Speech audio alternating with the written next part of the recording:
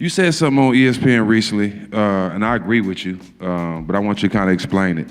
You said Shedeur Sanders is the most powerful black man in America since Barack Obama. Explain that. I meant it too, Steve.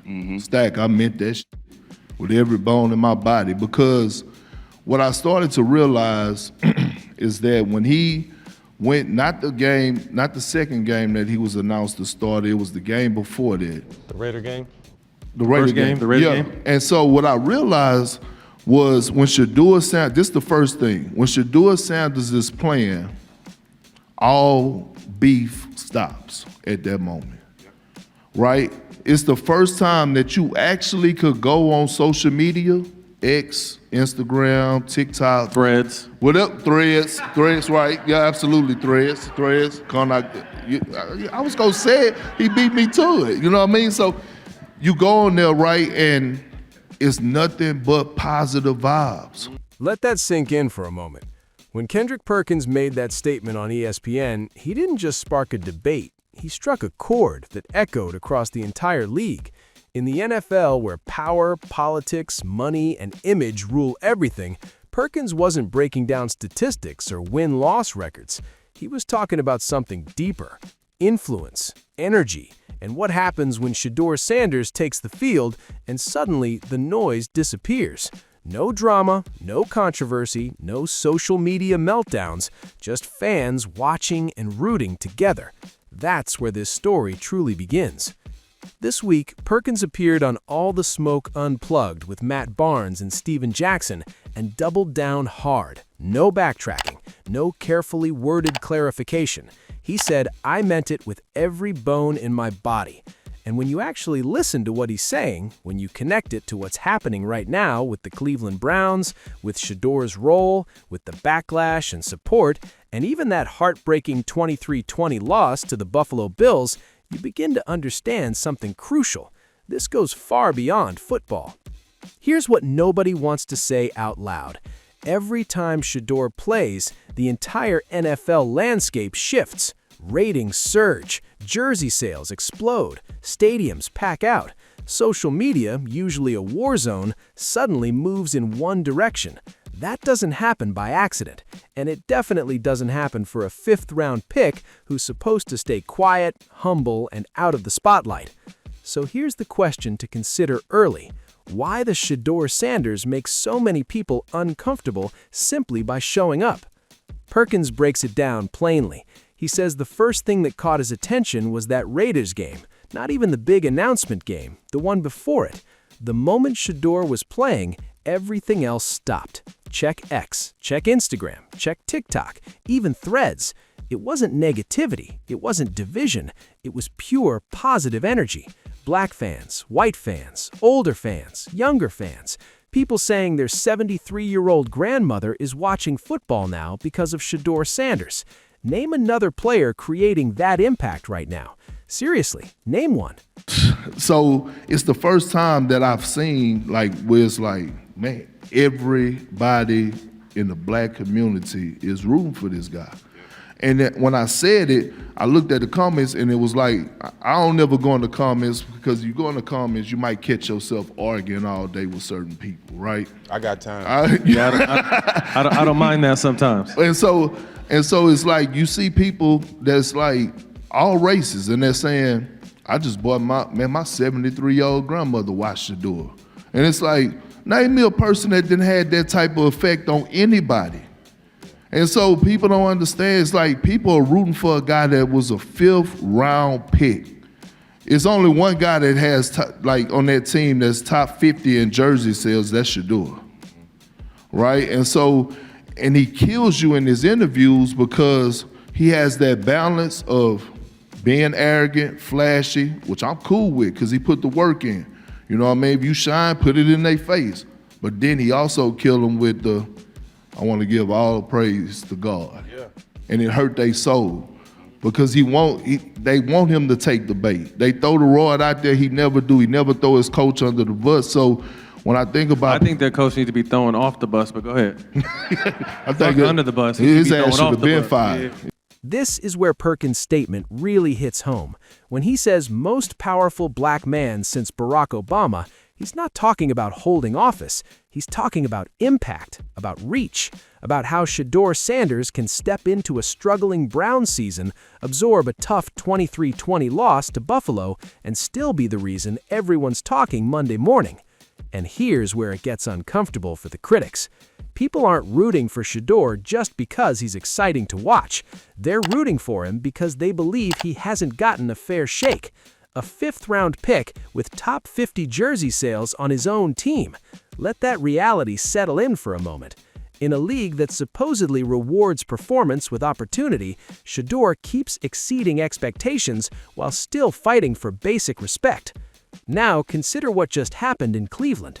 The Browns lose, a close one, to the Buffalo Bills, 23-20, a game that came down to key moments, critical decisions, and precise execution. Yet, despite the loss, despite the record, despite everything working against them, people were watching. Sold-out stadium, national attention.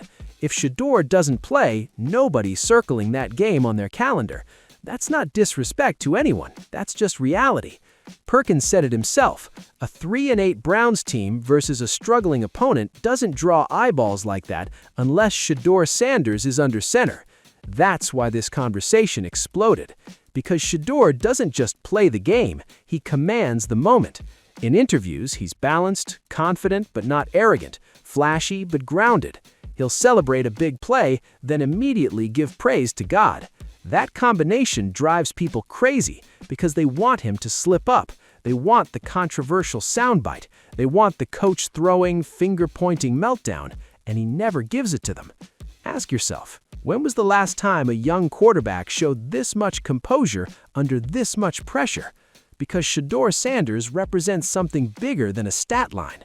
He represents unity in an era when sports rarely unite anyone. As one voice on the podcast put it, he's doing what we wish our president would do, bring people together. That's not a casual observation, that's a powerful statement. So let me ask you directly, and think carefully before you answer. Is the backlash about football, or is it about control? Because when someone this young, this confident, this visible refuses to be put in a box, systems get uncomfortable, media narratives crack, old rules stop working, and suddenly a fifth-round pick becomes the center of the NFL universe without asking permission. Think about that. Consider that Buffalo game again. The Browns compete, they battle, they come up short, yet nobody's blaming Shedeur. Nobody's questioning his heart or effort. Instead, the conversation shifts to coaching decisions, to roster support, to whether the organization is even putting him in position to succeed. That tells you everything you need to know. Fans see what's happening. They're not blind. When fans defend a quarterback more fiercely than the franchise does, something is fundamentally wrong. And Shedeur knows it. That's the scary part. He never throws anyone under the bus, even when people around him probably deserve it. Perkins even joked that the coach should have been thrown under the bus 5 times already, fired, gone. But Shedeur stays composed. That restraint builds trust with fans, with teammates, with people watching who don't even care about the Browns. Now let me ask you another question, because this one matters. If Shedeur Sanders had a different last name, would this conversation even exist? Are we watching football, or are we watching a cultural moment unfold in real time? Because Perkins isn't alone anymore. More voices are saying it quietly, some are saying it loud. Shedeur Sanders brings people together in a way the league didn't plan for, didn't script, didn't control.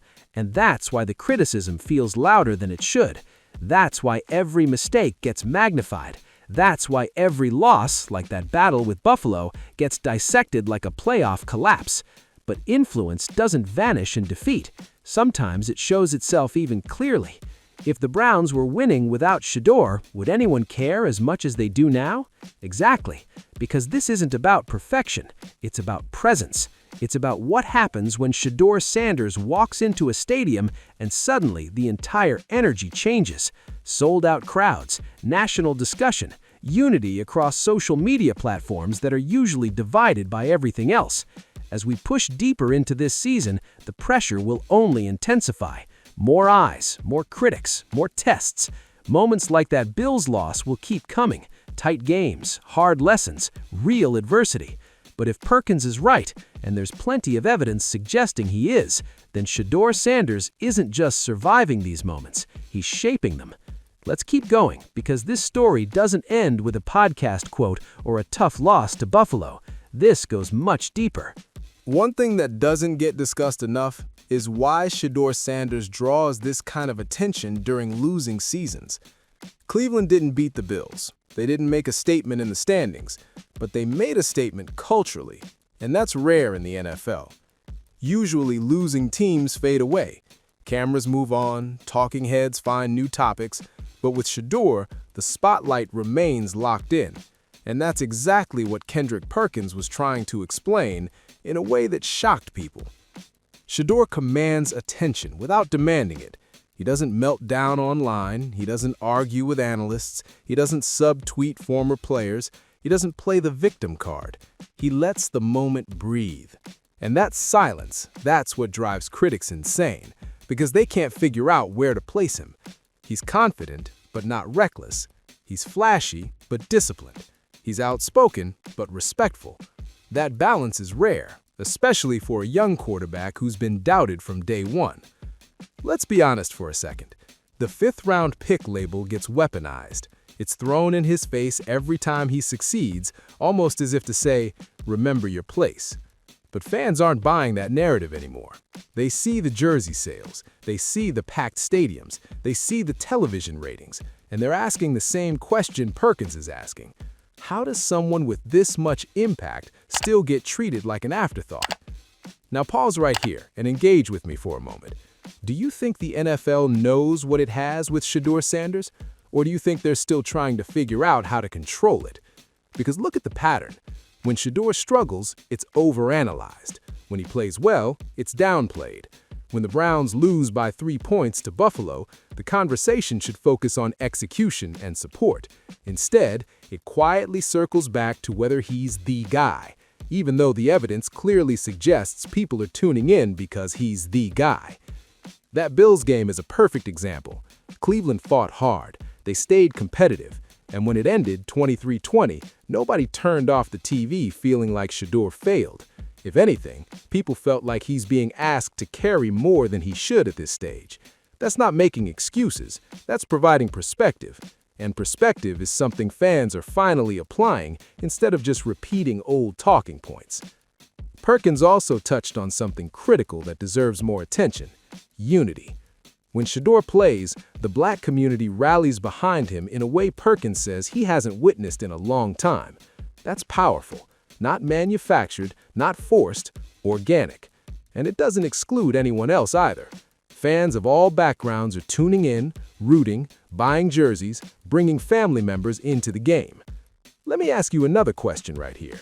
When was the last time a quarterback created new football fans instead of just entertaining existing ones? That's influence. That's reach. And that's why the comparison, as wild as it sounded to some people, resonated with others. Perkins wasn't saying Shedeur is a politician. He was saying Shedeur creates moments where division pauses, even if it's just for 3 hours on a Sunday. And that's why the pushback was immediate, because once you label someone as powerful, people start asking uncomfortable questions. Who gave him that power? Who benefits from it? Who loses control? In sports media, those questions make people nervous. Here's another question for you. If Shedeur Sanders was quiet, humble, and invisible, would the criticism still be this loud? Probably not. As the season moves forward, the Browns are going to face more losses, more pressure, and more scrutiny. That's the reality of the NFL. But every single game Shedeur plays adds another layer to this story, another data point, another reason people keep watching even when the record says they shouldn't care. And that's the part nobody can deny anymore. So, as we look ahead, don't just watch the scoreboard. Watch the crowd. Watch social media. Watch the conversations that happen after the game ends. Because that's where Shedeur Sanders' real impact shows up. Not just in touchdowns, but in attention. Not just in wins, but in unity. So I'll leave you with this final question before we wrap up. Are we watching the rise of a quarterback, or are we watching the rise of a new kind of power in the NFL? Because history usually doesn't announce itself quietly. It shows up in moments like this, in comments that sound wild at first, in fifth-round picks who refuse to play small, in losses that somehow make the story bigger instead of smaller. Shador Sanders is here. The influence is real. And whether the league is ready or not, this conversation isn't going away.